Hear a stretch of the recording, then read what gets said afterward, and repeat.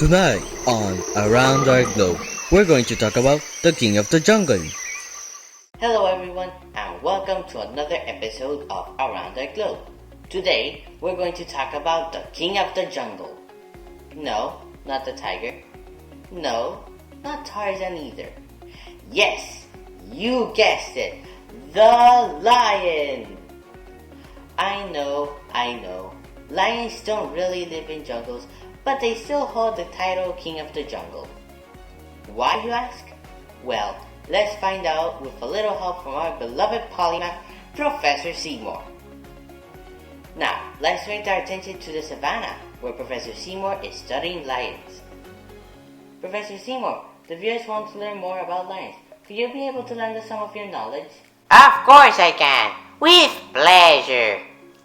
Where do lions live? Most lions live in Africa, south of the Sahara Desert. But there is also a small group of lions in western India. Even though lions prefer to live in grassy plains and open woodlands, they inhabit many habitats. How big are lions? When standing on all of their legs, lions can reach a height of 4 feet and can be as long as 11 feet without counting their tail. That would be an additional foot. In the wild, they will, at most, live 18 years. In captivity, lions can live a maximum of 30 years.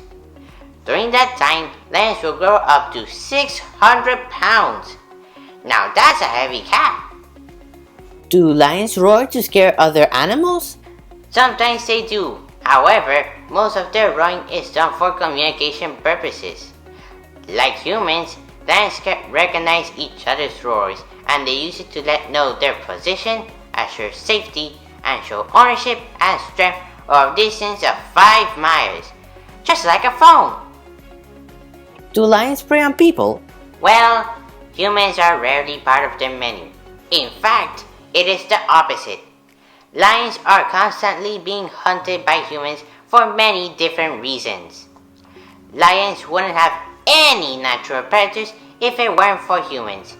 But they do have a few natural enemies such as cheetahs and hyenas who compete with them for food. What do lions eat? Lions are carnivores and considered hunters and scavengers. They will eat antelopes, zebras, gazelles, and buffaloes, among other things. They'll even eat crocodiles, dead or alive. How do lions behave in the wild? While most cat species are solitary, lions are the most social and affectionate. They live in groups called prides, with about 15 members. As a pride, they rely on teamwork, labor division, and an extended family unit. This means that cubs are nurtured by any of the lionesses. As royalty, male lions mainly protect their pride and territory. Apart from that, male lions don't do much. Like most queens, they sleep for up to 20 hours and are the first to eat when the lionesses bring the meat. Lionesses, on the other hand, are the ones that hunt and feed the pride, like royal administrators. Fun facts. A lion's mane shows dominance, attracts females, and protects its neck in fights.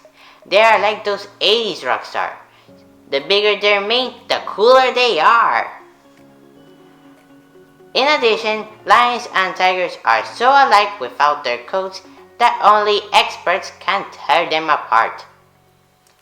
Finally, lions are the only cats that can roar and purr.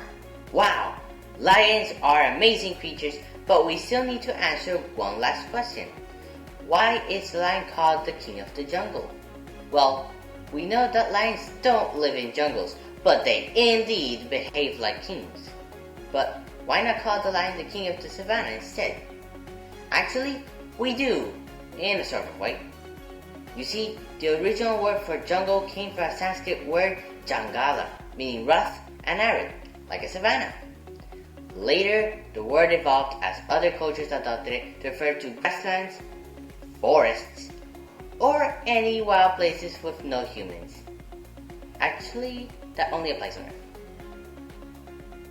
So, Now you know.